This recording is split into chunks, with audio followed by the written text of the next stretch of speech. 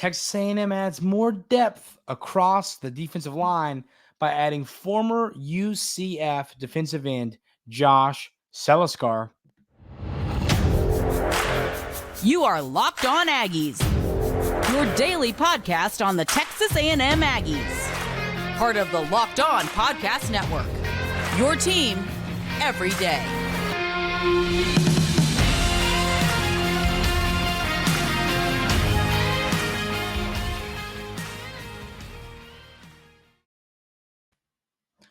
Welcome on into Locked On Aggies. I'm your host, Andrew Stefaniak. Thanks for making Locked On Aggies your first listen every single day.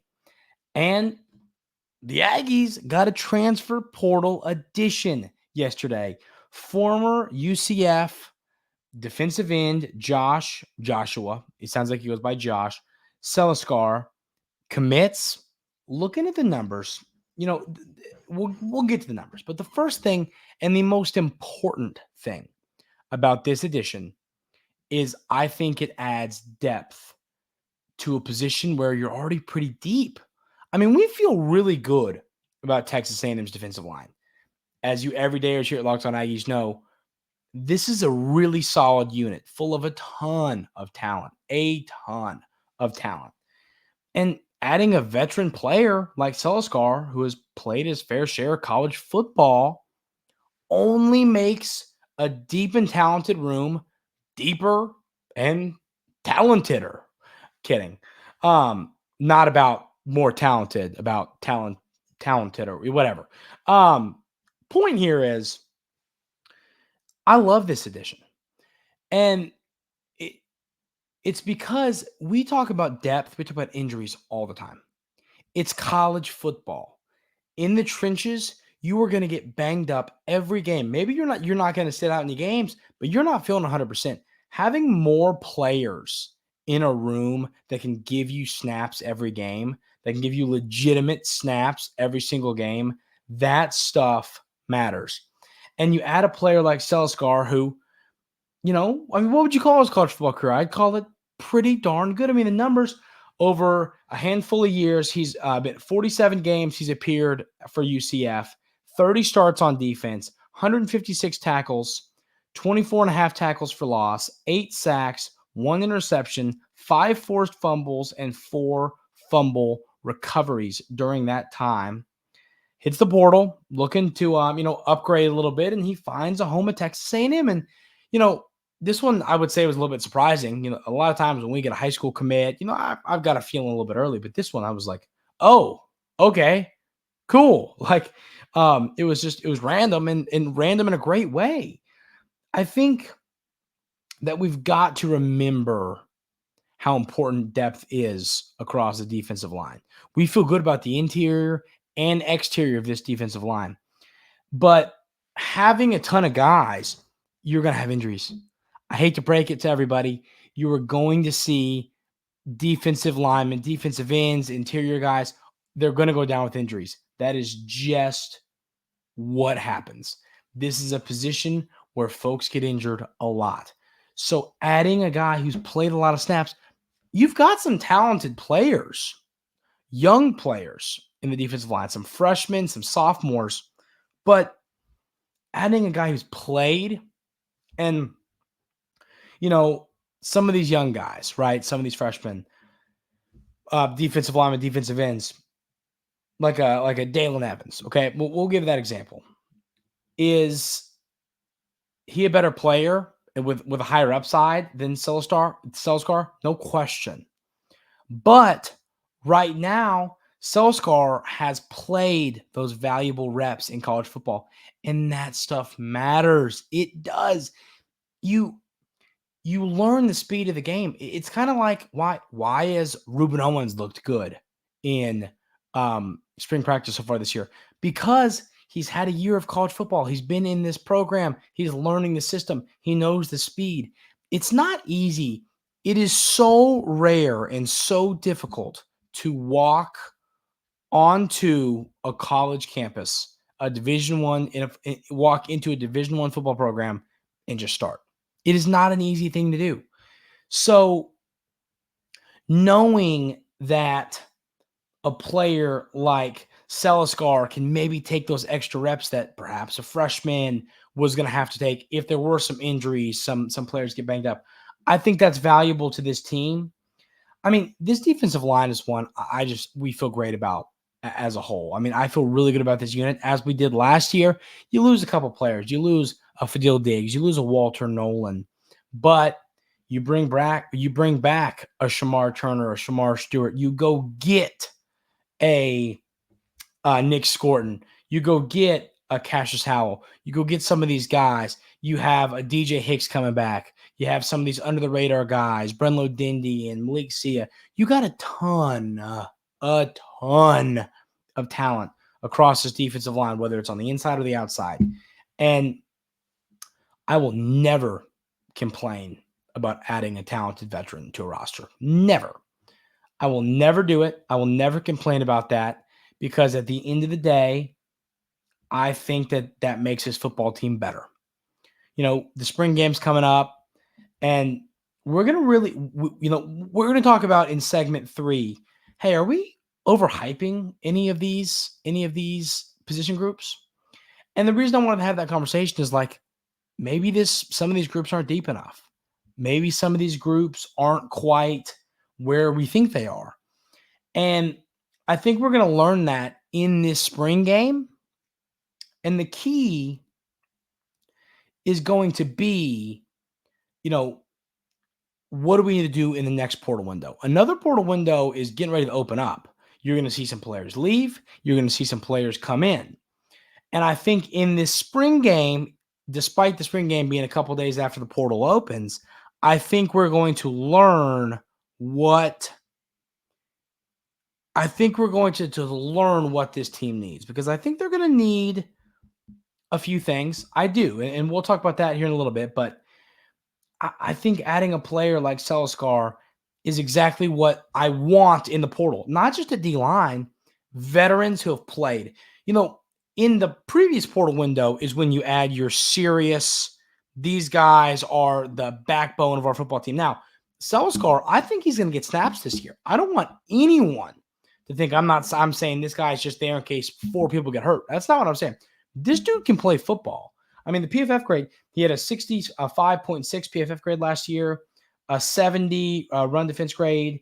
He had a 74 tackle grade. Pass rush grade was a little bit rough at 51.6 and a coverage grade of 75.5. He's an elite run stopper. Elite run stopper. I like the tape on him. He's a kid who can play, and I think he can play in the SEC. So, you add a guy like that, and at the end of the day, that is what makes the difference. That's what I want in the portal, is a player like Celiscar, maybe a player like Celiscar at receiver, and a player like Celiscar, another one maybe in the secondary. Keep adding. You're going to have some guys leave, some younger guys who are buried in the depth chart. You'll see that happen. So go add some players that you think can add depth to this football team that bring experience to the roster. That's what I want to see. Celiscar is literally exactly what I am talking about when it comes to what I want Texas A&M to add via the portal at the defensive end position. But I'm saying at all positions, go add that at linebacker, go add it at corner, go add it at safety, go add it. If you have a scholarship, bring in more competition. Why not? All it does is make people better, make people work harder, and make your team deeper if injuries are to happen. So I love this addition. I do. And some might not care as much. Some might go, well, cool. Okay, good addition. But at the end of the day, it won't matter. And maybe that's true. But what I think it does is it just adds that depth that is going to be so, so valuable, ladies and gentlemen. So let me know in the YouTube comments your thoughts on the addition of Josh Celiscar. How do we feel about this? Does this help the team? Does it not matter? What do you think? Because I'm really stoked about this addition. So let me know that in the YouTube comments. I want to talk a little bit about how the spring game will affect the quarterback battle. We are going to have that conversation coming up right here on Locked On Aggies. But first, I want to tell you about our friends over at FanDuel. It's playoff time in the NBA and NHL. Baseball in full swing, and FanDuel is your place to bet on every game. Right now, new customers get $150 in bonus bets guaranteed. That's $150 win or lose. Bet on everything from slap shots to home runs to slam dunks. An app that's safe, secure, and easy to use. What are you waiting for?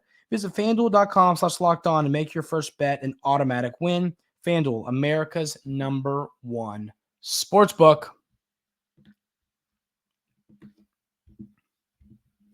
So I wanted to have a conversation about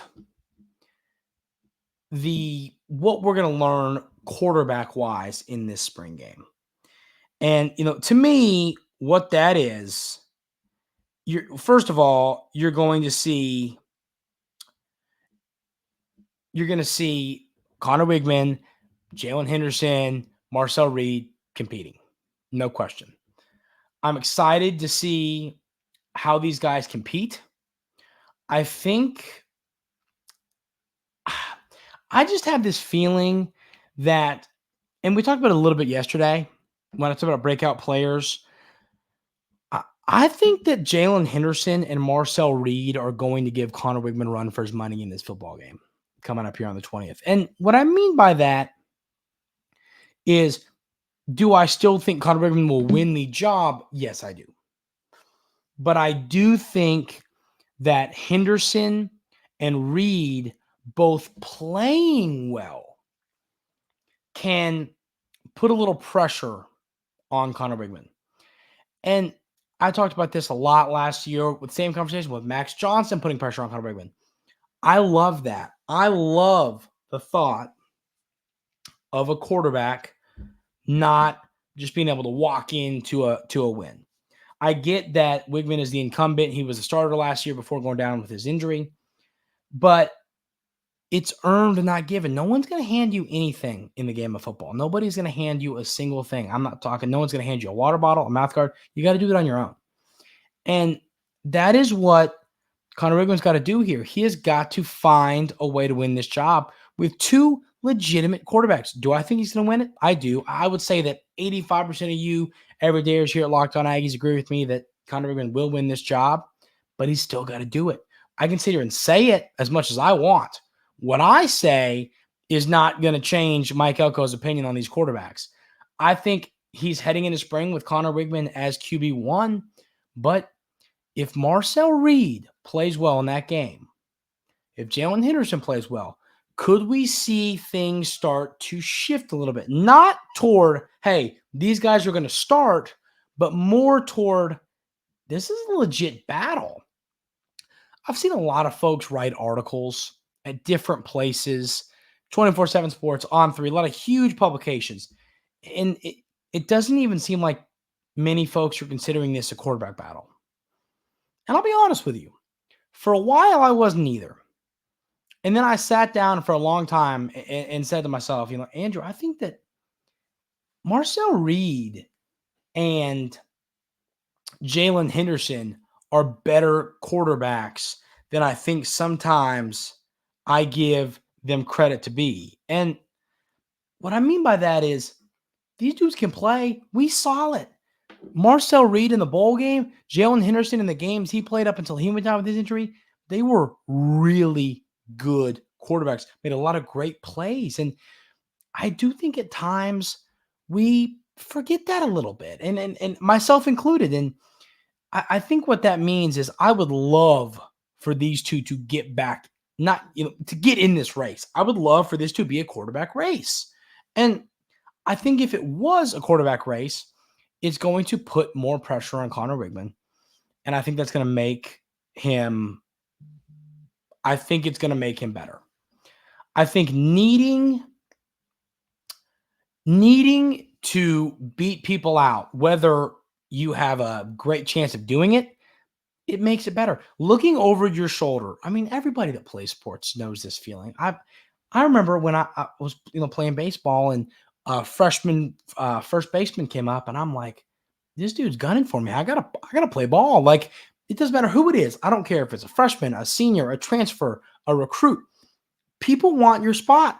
And I said this on yesterday's show as well. These quarterbacks seem to have a lot of respect for one another. these quarterbacks seem to love one another and be buddies, and that's great. That is great. But at the end of the day, you think Marcel Reed wants Conner Weigman to be the starter? No, he wants to be the starter. He's going to be proud and happy for his buddy if he wins the job, but he wants that job. So,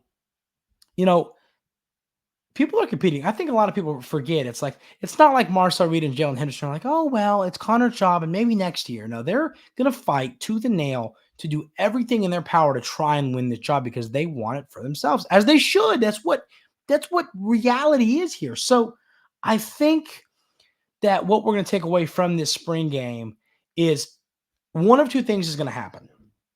Conner Weigman is going to separate himself. And listen, we're not going to, it's going to be hard to judge this knowing we're not going to see any legs.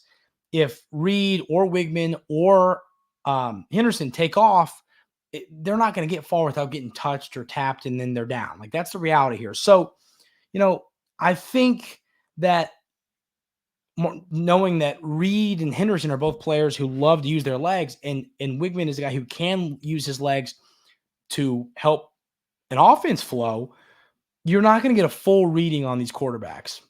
But quarterback, you still going to be able to throw the ball.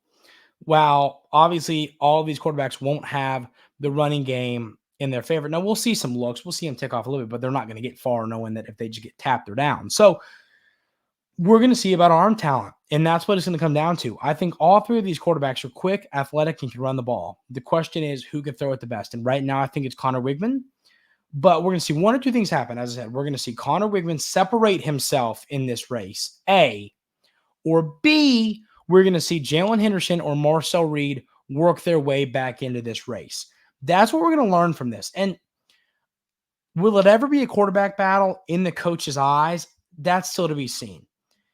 Coach Elko, while I think he's done a really good job with the media and he's pretty truthful and he doesn't like lie or anything like that, I don't think he's going to tell us his full opinions on the quarterbacks. If one stands out, if Weigman separates himself, he's not going to be like, yeah, Conner's our guy. We're rocking and rolling. He's going to say, hey, it's a competition. It's anybody's game. And then when we get a few weeks away from the start of the season, he'll say Conner Weigman's our starting quarterback because he wants to keep that healthy competition. It makes teams better. It makes quarterbacks better. It makes everybody better. That is what's important about competition. That is what's important about playing the quarterback position in all positions. So that's how I think the spring game will have an effect on this quarterback battle. And while I don't think it's a legit quarterback battle like in some other places where you've got a transfer and a sophomore and they're going at it, it's not quite like that.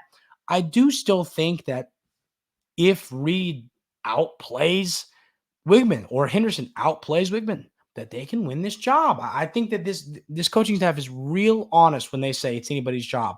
While they believe Weigman will win it, it's still up for grabs. So that's going to be interesting. And I do think that the spring will be telling because we're going to either see Weigman separate himself and end this debate altogether, or we're going to see Reed or Henderson work their way back into this conversation. That is what we're going to find out here in a few Saturdays. So now let's have the conversation. Are we overhyping some of Texas A&M's position groups? We're going to have that conversation coming up right here on Locked On Aggies.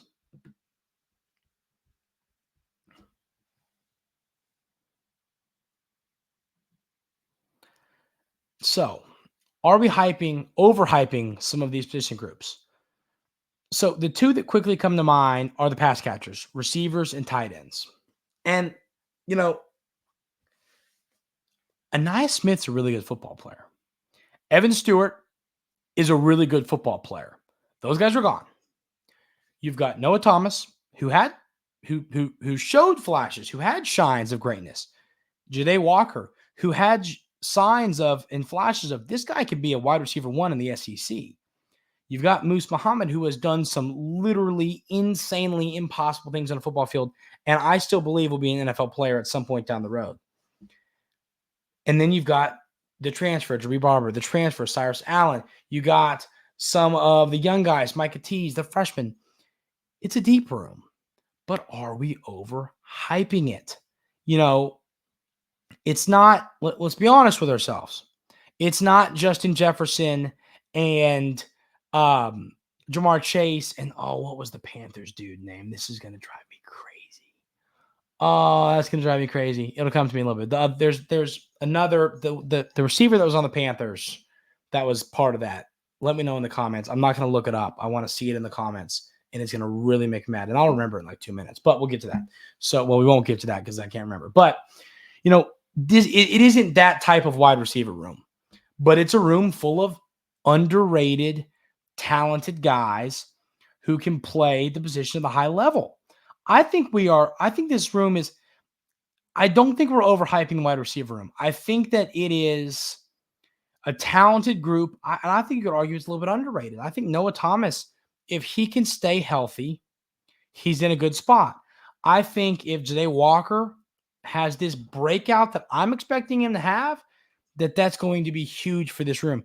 And then if Moose does what we know he can do, I think you are going to see him take over as a legitimate potential wide receiver 2. He could be wide receiver 1. I've talked about maybe it's Noah Thomas, maybe it's Jaylen Walker, or maybe it's Moose. There's a lot of different folks it could be. And, I think that you're going to see somebody, Terrence Marshall Jr. I had to look it up. It was making me sick to my stomach. I had to look it up on ESPN. Terrence Marshall Jr. That's who it is. Still leave it in the comments. I hope you paused and left it in there. But a cookie for everybody who knew it. But this receiver room, I think it's in a really good spot. I think we're properly hyping this room. I don't think we're overhyping it. I don't think we're underhyping it. I think it's an underrated room in terms of the conference as a whole. But I do think you got some guys who haven't proven themselves as a wide receiver 1 will need to do that. Someone's going to have to step up and be that. While I believe it's going to be Jaylen Walker, if you told me it was Moose or Noah Thomas, heck, maybe even Micah Tease, I wouldn't yell at you about it. So that's the receiver room. Tight ends, I don't think we're overhyping these tight ends. I'm really confident about Donovan Green and what he's going to do this season. I think that he's going to have an absolutely monstrous year for the Aggies. I cannot wait to see what he does once he's healthy. Now, he's got to get himself healthy. Coming back off that ACL tear that, remember, happened right before the season started last year. It is not easy to come back from ACL tears. It's just not. So you have to find a way to get healthy and get back to the college football speed. And I think Donovan Green's going to be able to do that, but could have taken a little bit of time. And if it does, I feel great about Watson. I feel great about Miller, the 2 transfers. I feel pretty good about Jaden Platt. I mean, you got the young guy in Conner. You still got Theo. You got a lot of tight ends on this roster. The only thing I think we might be overhyping, I don't think we're overhyping the room. Perhaps we are overhyping how they're going to be used. Last year at Kansas State, Coach Klein loved getting the football to his tight end, Sanat, who's I think going to be a good NFL player, someone I'd monitor in Dynasty Fantasy Football. We haven't talked about fantasy football here in a while. I can't wait till we're back talking about that more. But, I think that Colin Klein is going to use the tight end position a lot. I think he's going to feed these guys. So the only thing I think we'd be overhyping isn't the players in the room, it's the room itself. Coach Elko talked about how Coach Klein is going to adjust his offense to whatever personnel he has. So perhaps he looks at Sanat differently from some of the tight ends on this roster. Maybe he wants to use that position group differently. There's a lot to look at there. But I think the only thing we'd be overhyping would be how this position group is going to be used. I do think it's going to be used, and I do think the players in this room are really good as long as Donovan Green gets healthy and ready to rock and roll for the year. But still, I feel good about Watson and Miller, the 2 transfers. I think they were great additions to this roster, and I feel really good about what they can bring to the table. And I think Platt is going to be a star if he's willing to stick around and wait his turn.